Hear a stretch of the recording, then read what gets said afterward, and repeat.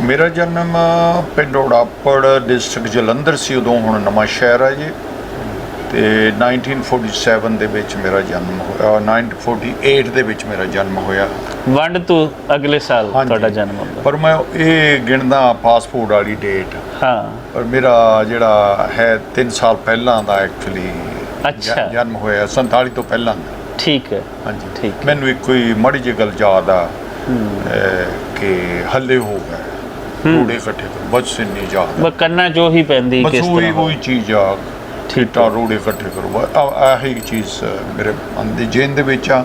ਮੇਰਾ ਪਿੰਡ ਉੜਾਪੜ ਬੜਾ ਮਸ਼ਹੂਰ ਆ, 2-3 ਕਿਲੋਮੀਟਰ ਦੇ ਵਿੱਚ ਵੱਡਾ ਪਿੰਡ ਆ ਸੀ। ਸਾਡੇ ਪਿੰਡ ਦੇ ਵਿੱਚ ਬੜਾ ਪਿਆਰ ਮੁਹੱਬਤ, ਉੱਥੇ ਦੇ ਬੜੇ ਡਾਕਟਰਸ ਇੰਜੀਨੀਅਰ ਉਸ ਪਿੰਡ ਨੇ ਪੈਦਾ ਕੀਤੇ ਆ, ਤੇ ਜਿਹੜੀਆਂ ਸੇਵਾਵਾਂ ਚੱਲਦੀਆਂ ਨੇ ਉਹ ਬੜੀਆਂ ਉਸ ਪਿੰਡ ਦੇ ਵਿੱਚੋਂ ਨਿਕਲੀਆਂ ਨੇ, ਜਿਵੇਂ ਹੌਸਪੀਟਲ ਬਣਨਾ, ਕਾਲਜ ਬਣਾਉਣੇ। ਉਸ ਤੋਂ ਬਾਅਦ ਫਿਰ ਅਸੀਂ ਉਹਨੂੰ ਲਾਗ ਲੱਗੀ। ਤੇ ਮੇਰੇ ਫਾਦਰ ਇੱਕ ਫਾਰਮਰ ਸੀ, 8-10 ਖੇਤ ਉਹਨਾਂ ਦੇ ਕੋਲ ਸੀਗੇ ਜੀ, ਤੇ ਉਹ ਗਵਈਏ ਵੀ ਸੀਗੇ, ਠੀਕ ਹੈ, ਆਪਣੇ ਸ਼ੌਂਕ ਵਾਸਤੇ। ਹਾਂਜੀ। ਤੇ ਮਾਤਾ ਸਾਡੀ ਜਿਹੜੀ ਮੇਰੀ ਮਦਰ ਸੀ, ਉਹ ਬੜੀ ਇੱਕ ਰੱਬ ਦਾ ਰੂਪ ਸੀ। ਸੋ ਅਸੀਂ 8 ਭੈਣ ਭਰਾ ਸੀਗੇ। ਮੈਂ 10ਵੀਂ ਕੀਤੀ ਆਪਣੇ ਨਾਲ ਦਾ ਪਿੰਡ ਸੀ Khalsa high school Chakdana, primary school Urapar ਤੋਂ ਕੀਤਾ, ਹਾਈ ਸਕੂਲ ਕੀਤਾ ਮੈਂ ਚੱਕਦਾਨੇ ਤੋਂ। ਹਾਈ ਸਕੂਲ ਕਰਨੇ ਤੋਂ ਬਾਅਦ ਅਸੀਂ ਵੱਡੇ ਬ੍ਰਦਰ ਟਰਾਂਸਪੋਰਟ ਦੇ ਵਿੱਚ ਸੀ, ਬਿਹਾਰ ਦੇ ਵਿੱਚ ਚਲੇ ਗਿਆ, ਮੈਂ ਵੀ ਉੱਥੇ ਚਲੇ ਗਿਆ, ਮਕੈਨਿਕੀ ਸਿੱਖੀ। ਉਸ ਤੋਂ ਬਾਅਦ ਮੇਰੀ ਸ਼ਾਦੀ ਹੋ ਜਾਂਦੀ ਆ ਚੌਣ ਦੇ ਵਿੱਚ। ਤੇ ਮੇਰੇ ਇਨ-ਲॉज ਜਿਹੜੇ ਸੀ ਉਹ ਫਿਲੀਪੀਨਸ ਰਹਿੰਦੇ ਸੀਗੇ। ਇਹ ਕਿੰਨੀ ਉਮਰ ਦੇ ਵਿੱਚ ਤੁਹਾਡਾ ਵਿਆਹ ਕਰ ਦਿੱਤਾ ਗਿਆ? 19 ਕੁ ਸਾਲ ਦੇ ਸੀਗੇ ਉਦੋਂ। ਮਤਲਬ ਪਹਿਲੇ ਛੋਟੀ ਉਮਰ ਦੇ ਵਿੱਚ ਵਿਆਹ ਕਰ ਦਿੱਤੇ ਜਾਂਦੇ ਸੀ? ਛੋਟੀ ਉਮਰ ਦੇ ਵਿੱਚ ਮਤਲਬ ਹੋ ਗਿਆ। ਤੇ ਉਹ ਬਾਹਰ ਰਹਿੰਦੇ ਸੀਗੇ ਫਿਲੀਪੀਨ ਦੇ ਵਿੱਚ, ਮੇਰੇ ਇਨ-ਲॉ, ਤੇ ਵਾਈਫ ਮੇਰੀ ਇੱਥੇ ਹੀ ਸੀਗੀ। ਤੇ ਮਾਂ ਬਾਪ ਨੂੰ ਫਿਕਰ ਸੀਗਾ, ਚਲੋ ਵਿਆਹ ਹੋ ਗਿਆ। ਤੇ ਉਸ ਤੋਂ ਬਾਅਦ ਮੇਰੇ ਬ੍ਰਦਰ ਛੋਟੇ ਜਿਹੜੇ ਸੀ ਉਹ ਕੈਨੇਡਾ ਚਲੇ ਗਏ। ਠੀਕ ਹੈ। ਤੇ ਮੈਂ ਵੀ ਫਿਰ ਉਸ ਤੋਂ ਬਾਅਦ ਕੈਨੇਡਾ ਦੀ ਤਿਆਰੀ ਕਰ ਲਈ। ਇਹ ਕਿਹੜਾ ਟਾਈਮ ਪੀਰੀਅਡ ਹੈ ਜਦੋਂ ਤੁਸੀਂ ਕੈਨੇਡਾ? 71 ਦੇ ਵਿੱਚ ਇੰਡੀਅਨ ਪਾਸਪੋਰਟ ਵਾਸਤੇ ਐਂਟਰੀ ਹੁੰਦੀ ਸੀ, ਉਦੋਂ ਵੀਜ਼ਾ ਨਹੀਂ ਸੀ ਹੁੰਦਾ ਕੈਨੇਡਾ ਦਾ। ਠੀਕ ਹੈ। ਸੋ ਮੈਂ ਐਕਚੁਅਲੀ ਅਮਰੀਕਾ ਜਾਣ ਵਾਸਤੇ ਟਰਾਈ ਕਰਦਾ ਸੀ, ਏਜੰਟਾਂ ਦੇ ਬਗੈਰ ਵਿੱਚ ਫਸਿਆ ਹੋਇਆ। ਤੇ ਮੇਰੇ ਬ੍ਰਦਰ-ਇਨ-ਲॉ ਨੂੰ ਪਤਾ ਲੱਗਾ ਤੇ ਉਹ ਮੈਨੂੰ ਬੜਾ ਗੁੱਸੇ ਹੋਇਆ, ਕਹਿੰਦਾ ਤੂੰ ਉਹਨਾਂ ਨੂੰ ਪੈਸੇ ਕਿਉਂ ਦਿੰਦਾ, ਟਿਕਟ ਲੈ ਚੁੱਪ ਕਰਕੇ ਇੱਥੇ ਆ ਜਾ। ਸੋ ਮੈਂ ਟਿਕਟ ਲਈ 4000 ਰੁਪਈਏ ਦੀ। ਠੀਕ ਹੈ। 4000 ਰੁਪਈਏ ਦੇ ਵਿੱਚ ਵੀ ਰਿਟਰਨ ਟਿਕਟ ਸੀ ਉਦੋਂ। ਤੇ ਕੈਨੇਡਾ ਚਲਾ ਗਿਆ। ਕੈਨੇਡਾ ਅਪੜ ਗਏ ਤੇ ਕੈਨੇਡਾ ਜਾ ਕੇ ਫਿਰ ਕੀ ਕੰਮ ਕਰਨਾ? ਕਿਉਂਕਿ ਸ਼ੁਰੂਆਤ ਜਿਹੜੀਆਂ ਹੁੰਦੀਆਂ ਨੇ ਬੜੀਆਂ ਔਖੀਆਂ ਹੁੰਦੀਆਂ ਨੇ। ਉਹ ਬਹੁਤ ਹਾਰਡ ਸੀਗਾ ਉਸ ਟਾਈਮ ਦੇ ਉੱਤੇ, ਬੜਾ ਹਾਰਡ ਸੀਗਾ ਇਮੀਗ੍ਰੇਸ਼ਨ ਦਾ, ਕਿਉਂਕਿ ਆਪਾਂ ਨੂੰ ਇੰਗਲਿਸ਼ ਬੋਲੀ ਦੀ ਪ੍ਰੋਬਲਮ ਸੀਗੀ। ਤੇ ਮੈਂ ਇਮੀਗ੍ਰੇਸ਼ਨ ਲਈ ਅਪਲਾਈ ਕੀਤਾ। ਉੱਥੇ ਜਾ ਕੇ 15 ਕੁ ਦਿਨਾਂ ਤੋਂ ਬਾਅਦ ਕਿ ਮੈਨੂੰ ਬੜਾ ਅੱਛਾ ਲੱਗਦਾ, ਜੇ ਉਹ ਸਟੋਰੀਆਂ ਬਣਾਉਣੀਆਂ ਪੈਂਦੀਆਂ ਨਾ, ਗਏ ਤਾਂ ਵਿਜ਼ਟਰ ਸੀਗੇ। ਤੇ ਉਹਨਾਂ ਨੇ ਇਮੀਗ੍ਰੇਸ਼ਨ ਆਫਿਸਰ ਨੇ ਮੇਰੀ ਇੰਟਰਵਿਊ ਲਈ। 65 ਨੰਬਰ ਲੈਣੇ ਹੁੰਦੇ ਆ ਤੁਸੀਂ। ਠੀਕ ਹੈ। ਜਿਵੇਂ ਕਿ 35 ਸਾਲ ਤੋਂ ਥੱਲੇ ਆ 5 ਨੰਬਰ ਉਹਦੇ ਮਿਲ ਗਏ, ਐਜੂਕੇਸ਼ਨਾਂ ਦੇ ਮਿਲ ਗਏ, ਜੇ 10ਵੀਂ ਕੀਤੀ ਆ ਤਾਂ 10 ਨੰਬਰ ਉਹਦੇ ਮਿਲ ਗਏ, ਇਸ ਤਰ੍ਹਾਂ ਮਿਲਾ ਕੇ। ਤੇ ਮੇਰੇ 3 ਨੰਬਰ ਘੱਟ ਸੀਗੇ।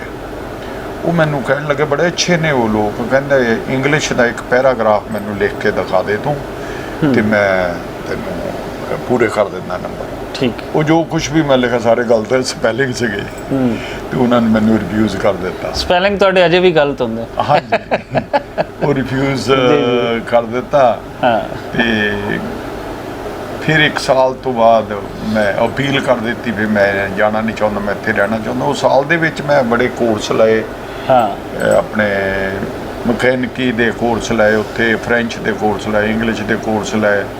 ਤੇ ਜਦੋਂ ਮੇਰੀ ਇੰਟਰਵਿਊ ਆਈ, ਉਸ ਤੋਂ ਬਾਅਦ ਉਹ ਮੈਨੂੰ ਆਫਿਸਰ ਕਹਿਣ ਲੱਗਾ, do you need any interpreter? I don't need. ਉਹ ਕਹਿੰਦਾ, ਮੈਂ ਇਹਦੀ ਫਾਈਲ ਕਹਿ ਰਹੀ ਕਿ ਤੈਨੂੰ ਇੰਗਲਿਸ਼ ਨਹੀਂ ਆਉਂਦੀ। ਮੈਂ ਕਿਹਾ ਮੈਂ ਸਾਰ ਰਹਿ ਕੇ ਮੈਂ ਸਿੱਖ ਗਿਆ, ਮੈਂ ਸਿੱਖ ਲਿਆ। ਸੋ ਉਹ ਤੋਂ ਬਾਅਦ ਹੁਣ ਮੇਰੀ ਇੰਟਰਵਿਊ ਨਹੀਂ ਲਈ। ਤੇ ਜਦ ਹੀ ਰਾਈਟ ਵੇ ਮੈਨੂੰ ਪੇਪਰ, ਨਿਊਜ਼ ਪੇਪਰ ਹੁੰਦਾ ਸੀ ਉੱਥੇ, ਮੈਨੂੰ ਯਾਦ ਆ ਜੇ ਵੀ ਗਜ਼ਟ, ਮੌਂਟਰੀਅਲ ਦਾ ਗਜ਼ਟ, ਉਹਦੇ ਵਿੱਚ ਫਸਟ ਪੇਜ ਤੇ ਮੇਰੀ ਫੋਟੋ ਕੱਢੀ ਹੋਈ ਵੀ ਇਹਨੇ ਰਹਿਣ ਵਾਸਤੇ ਇੱਥੇ ਮਿਹਨਤ ਕੀਤੀ ਆ। ਸੋ ਕਾਮਯਾਬ ਹੋ ਗਿਆ। ਪਹਿਲਾਂ ਉਸ ਸੋ ਪਹਿਲੀ ਐਪਰੀਸੀਏਸ਼ਨ ਜਿਹੜੀ ਹੈ ਤੁਹਾਨੂੰ ਉਹ ਮਿਲਦੀ ਹੈ। ਹਾਂਜੀ, ਤੋ ਉਸ ਵਕਤ ਕੰਮ ਨਹੀਂ ਸੀ ਕਰ ਸਕਦੇ ਹੁੰਦੇ, ਤੇ ਇੱਕ ਆਪਣਾ ਆਦਮੀ ਸੀਗਾ, ਉਹਦੀ ਡਰਾਈ ਕਲੀਨ ਦਾ ਸਟੋਰ ਸੀਗਾ, ਨਛੱਤਰ ਗਿੱਲ ਸੀ ਉਹਦਾ ਨਾਂ। ਉਹ ਕਹਿੰਦਾ ਤੂੰ ਇੱਥੇ ਵੀ ਬੈਠਾ ਮੇਰੇ ਨਾਲ ਚੱਲਿਆ। ਉਹਨੂੰ ਕੱਪੜੇ ਪ੍ਰੈਸ ਕਰਾਉਣੇ 72 ਘੰਟੇ ਮੇਰੇ ਕੋਲੋਂ, ਤੇ $10 ਵੀਕ ਦੇ ਦਿੰਦਾ ਹੁੰਦਾ ਸੀ। ਠੀਕ, ਵੀਕ ਦੇ $10। ਅੱਛਾ, ਵੀਕ ਦੇ $10 ਇੱਕ ਵੀਕ ਦੇ, ਮਤਲਬ ਡੇਲੀ ਦੇ ਜਿਹੜੇ ਆ ਉਹ ਕੋਈ ਤੁਹਾਡੇ ਡੇਢ ਸੈਂਟ ਪੈਂਦੇ, ਕੁਝ ਪੈਸੇ ਪੈਂਦੇ। ਜੀ ਹਾਂਜੀ। ਤੇ ਫਿਰ ਉਹਨੇ 2 ਮਹੀਨਿਆਂ ਬਾਅਦ ਮੇਰੇ $20 ਕਰ ਦਿੱਤੇ।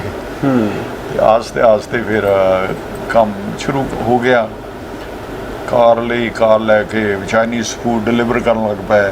ਕਿੱਦਾਂ ਕਾਮਯਾਬ ਹੁੰਦਾ ਆਦਮੀ ਉੱਥੇ? ਉਹਨਾਂ ਦੇਸ਼ਾਂ ਵਿੱਚ ਇੰਨਾ ਸਕਾਲਾ ਨਹੀਂ ਹੈ, ਠੰਡ ਬੜੀ ਹੁੰਦੀ ਆ, ਬਰਫ਼ ਪੈਂਦੀ ਆ, ਤੇ ਪਰ ਪੈਸੇ ਲਾ ਕੇ ਗਏ ਹੋਏ ਸੀ, ਕਾਮਯਾਬੀ ਫੜਨੀ ਸੀ। ਸਾਲ ਕੁ ਬਾਅਦ ਇਮੀਗ੍ਰੇਸ਼ਨ ਮਿਲ ਗਈ।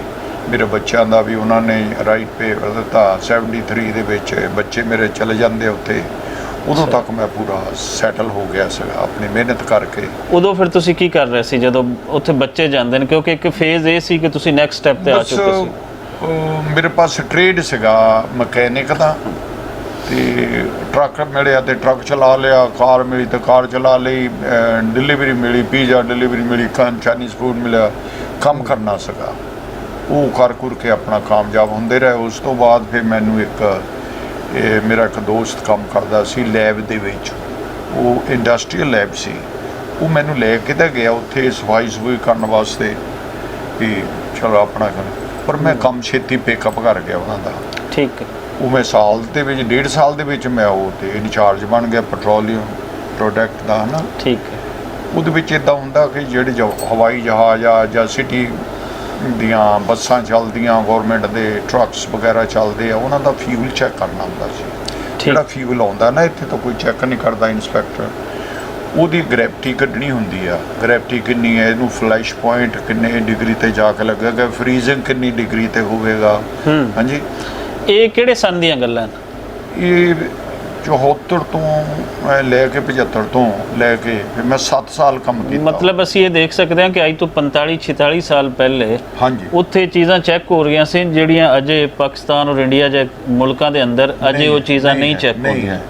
ਜਹਾਜ਼ ਉੜ ਨਹੀਂ ਸਕਦਾ, ਉਡਾਨ ਨਹੀਂ ਭਰ ਸਕਦਾ ਸੀ ਜਦੋਂ ਤੱਕ ਮੇਰੀ ਰਿਪੋਰਟ ਨਹੀਂ ਉਹਨੂੰ ਜਾਂਦੀ ਸੀ। ਉਹ ਤੋਂ ਪਹਿਲਾਂ, ਉੜਨੇ ਤੋਂ ਪਹਿਲਾਂ ਉਹਨਾਂ ਦਾ ਸੈਂਪਲ ਆਉਂਦਾ ਸਾਡੇ ਕੋਲ ਲੈਬ ਦੇ ਵਿੱਚ, ਉਹ ਅਸੀਂ ਟੈਸਟ ਕਰਨਾ ਹੁੰਦਾ। ਟੈਸਟ ਕਰਕੇ ਉਹ ਫਿਊਲ ਜਹਾਜ਼ ਦੇ ਵਿੱਚ ਭਰਿਆ ਜਾਂਦਾ, ਫਿਰ ਉਹ ਉਡਾਨ ਭਰ ਸਕਦਾ। ਜਦੋਂ ਤੱਕ ਰਿਪੋਰਟ ਨਹੀਂ ਸੀ ਜਾਂਦੀ 7 ਸਾਲ ਮੇਰੇ ਸਾਈਨ ਹੁੰਦੇ ਰਹੇ ਨੇ ਉੱਤੇ। ਠੀਕ ਹੈ। ਹਾਂਜੀ। ਠੀਕ ਹੈ। ਸੋ ਉਸ ਤੋਂ ਬਾਅਦ ਫਿਰ ਮੇਰੇ ਥੋੜ੍ਹੀ ਜਿਹੀ ਪ੍ਰੋਬਲਮ ਹੋ ਗਈ, ਐਸਿਡਸ ਵਗੈਰਾ ਹੁੰਦੀਆਂ ਸੀ ਲੈਬ ਦੇ ਵਿੱਚ ਜ਼ਿਆਦਾ। ਮੈਂ ਖੇਡ ਨਹੀਂ ਕੀਤੀ, ਮੇਰੇ ਲੰਗਸ ਦੇ ਵਿੱਚ ਨਾ ਅਲਰਜੀ ਹੋ ਗਈ, ਤੋਂ ਮੈਨੂੰ ਕੰਮ ਛੱਡਣਾ ਪਿਆ। ਫਿਰ ਮੈਂ ਮੁੜ ਕੇ ਫਿਰ ਆਪਣੇ ਓਰੀਜਨਲ ਪ੍ਰੋਫੈਸ਼ਨਲ ਦੇ ਵਿੱਚ ਆ ਗਿਆ, ਟਰੱਕਾਂ ਦੇ ਵਿੱਚ, ਜਿਹੜਾ ਪੰਜਾਬੀਆਂ ਦਾ ਰੂਹ ਦੇ ਵਿੱਚ ਵਸਦਾ ਸ਼ੌਂਕ ਸੀਗਾ। ਔਰ ਮੈਂ ਤੁਹਾਨੂੰ ਇਹ ਦੱਸਦਾ ਕਿ ਮੇਰੇ ਟਾਊਨ ਦੇ ਵਿੱਚ, ਮੇਰੇ ਪ੍ਰੋਵਿੰਸ ਦੇ ਵਿੱਚ ਮੈਂ ਪਹਿਲਾ ਸਰਦਾਰ ਸੀ ਜਦੋਂ ਮੈਂ ਟਰੱਕ ਪਾਇਆ। ਹਰ ਇੱਕ ਆਦਮੀ ਕਹਿੰਦਾ ਸੀ ਪਾਗਲ ਹੋ ਗਿਆ ਤੂੰ ਯਾਰ, ਇੱਥੇ ਟਰੱਕ ਚਲਾਉਣ ਲੱਗੇ। ਮੈਂ ਟਰੱਕ ਲੈ ਕੇ ਜੀ ਸਟਾਰਟ ਕਰ ਦਿੱਤਾ। ਨਿਊਯਾਰਕ ਨੂੰ ਜਾਂਦੇ ਹੁੰਦੇ ਸੀਗੇ ਤੇ ਲੋਕ ਖੜ ਕੇ ਦੇਖਦੇ ਵੀ ਇੱਦਾਂ ਦਾ ਡਰਾਈਵਰ ਨਹੀਂ ਦੇਖਿਆ ਕੋਈ। ਸਾਡਾ ਹੁੰਦਾ ਸੀ ਬਾਰਡਰ, ਜਿਵੇਂ ਇੰਡੀਆ ਤੇ ਪਾਕਿਸਤਾਨ ਦਾ ਬਾਰਡਰ ਜੀ, ਕੈਨੇਡਾ ਤੇ ਅਮਰੀਕਾ ਦਾ ਬਾਰਡਰ ਪਾਰ ਕਰਨਾ ਨਾ। ਹੁਣ ਕਈ ਪ੍ਰੋਬਲਮ ਸੀ, ਦਾੜੀ ਖੁੱਲੀ ਹੋਣੀ, ਪੱਗ ਬੰਨੀ ਆ, ਕਿਰਪਾਨ ਪਾਜੂ ਆ, ਇਹ ਆਦਮੀ ਕਿੱਦਾਂ ਦਾ ਆ ਗਿਆ। ਤੇ ਉਹ ਮੈਂ 2 ਟ੍ਰਿਪ ਲਾਏ ਤੇ ਮੈਂ ਕਿਰਪਾਨ ਜਿਹੜੀ ਮੇਰੀ ਵਾਰ ਹੁੰਦੀ ਸੀ, ਤੀਸਰੇ ਦਿਨ ਮੈਂ ਥੱਲੇ ਦੀ ਭਾਲੇ ਪੈਂਟ ਦੇ ਵਿੱਚ ਲਾ ਲਈ, ਹਾਈਡ ਸੀਗੀ ਜੀ। ਤੇ ਉਹ ਆਫੀਸਰ ਮੈਨੂੰ ਕਹਿਣ ਲੱਗਾ ਤੇਰਾ ਰਿਲੀਜੀਅਸ ਨਾਈਫ ਕਿੱਥੇ ਆ? ਅੱਛਾ, ਹਨਾ। ਮੈਂ ਕਿਹਾ ਥੱਲੇ। ਕਹਿੰਦਾ ਨਹੀਂ ਉੱਤੇ ਦੀ ਪਾ ਕੇ ਰੱਖਿਆ ਕਰਨਾ। ਮਤਲਬ ਵਿਜ਼ੀਬਲ ਹੋ ਸਕਦਾ ਨਹੀਂ। ਉਹਨਾਂ ਦਾ ਇਹ ਹੁੰਦਾ ਕਿ ਦੇਖੋ ਕੰਟਰੀ ਦੇ ਕਾਨੂੰਨ ਨੇ, ਤੁਹਾਡੇ ਕੋਲ ਦਿਸਦੀ ਹੈ ਜਿਹੜੀ ਚੀਜ਼ ਬਾਹਰ ਆ ਦਿਸ ਰਹੀ, ਉਹਨਾਂ ਨੂੰ ਪਤਾ ਵੀ ਇਹਦੇ ਕੋਲ ਵੈਪਨ ਹੈ। ਜਦੋਂ ਅਸੀਂ ਇਹਨੂੰ ਥੱਲੇ ਪਾ ਲਿਆ, ਹਾਈਡ ਹੋ ਗਿਆ, ਪਤਾ ਨਹੀਂ ਵੀ ਕੀ ਹੈ, ਪਤਾ ਨਹੀਂ ਵੀ ਕੀ ਆ ਕੀ ਨਹੀਂ। ਸੋ ਉਹ ਤੋਂ ਬਾਅਦ ਤੇ ਮੈਂ ਤੇ ਉੱਪਰ ਦੀ ਕਿਰਪਾਨ ਪਾ ਕੇ ਜਾਣਾ। ਤੇ ਸਾਰੇ ਡਰਾਈਵਰ ਵਗੈਰਾ ਜਿਹੜੇ ਗੋਰੇ ਹੁੰਦੇ ਸੀਗੇ ਨਾ, ਪਹਿਲਾਂ ਥੋੜੀ ਜਿਹੀ ਜੈਲਸ ਕਰਦੇ ਸੀਗੇ ਸਾਡੇ ਨਾਲ, ਵੀ ਕਿੱਥੋਂ ਆ ਗਏ ਨੇ ਡਰਾਈਵਰ ਆਇਆ, ਉਹਦੀ ਹੈਲ ਜੈਸੈਂਦਰ। ਤੇ ਇੱਕ ਦਿਨ ਉਹ ਰੈਸਟੋਰੈਂਟ ਦੇ ਵਿੱਚ ਬੈਠੇ ਸੀਗੇ ਸਾਰੇ ਜਾਣੇ, ਮੇਰੇ ਨਾਲ ਜਿਹੜਾ ਆਦਮੀ ਹੁੰਦਾ ਸੀ ਵੀ ਗੋਰਾ ਸੀਗਾ, ਉਹਨੂੰ ਮਜ਼ਾਕ ਦੇ ਵਿੱਚ ਕਰਨਾ, ਉਹਨਾਂ ਨੂੰ ਪਹਿਲਾਂ ਮੈਨੂੰ ਇਹਨੂੰ ਕਲੀਅਰ ਕਰਨਾ ਪੈਂਦਾ ਆਰਡਰ ਤੇ ਮੈਂ ਡਰਾਈਵਰ ਨਾਲ ਰੱਖਿਆ ਹੁੰਦਾ ਸੀ, ਤੇ ਫਿਰ ਮੈਂ ਟਰੱਕ ਦਾ ਮਾਲ ਕਲੀਅਰ ਕਰਾਉਣਾ। 3-4 ਕੀ ਟ੍ਰਿਪ ਹੋਏ ਸੀਗੇ, ਤੇ ਉਹ ਸਾਰੇ ਜਣੇ 8-10 ਜਾਣੇ ਸੀਗੇ, ਕੌਫੀ ਪੀਂਦੇ ਸੀ। ਮੈਂ ਸਾਰਿਆਂ ਦਾ ਪੇ ਕਰ ਦਿੱਤਾ ਕੌਫੀ ਦਾ। ਜਦੋਂ ਉੱਠ ਕੇ ਪੇ ਕਰਨ ਲੱਗੇ, ਉਹ ਕੁੜੀ ਕਹਿਣ ਲੱਗੀ ਦਿਸ ਮੈਨ ਇਜ਼ ਪੇ ਆਲਰੇਡੀ, ਸਹੀ, ਇਹ ਤੁਹਾਡੀ ਕੌਫੀ ਪੇ ਕਰ ਦਿੱਤੀ।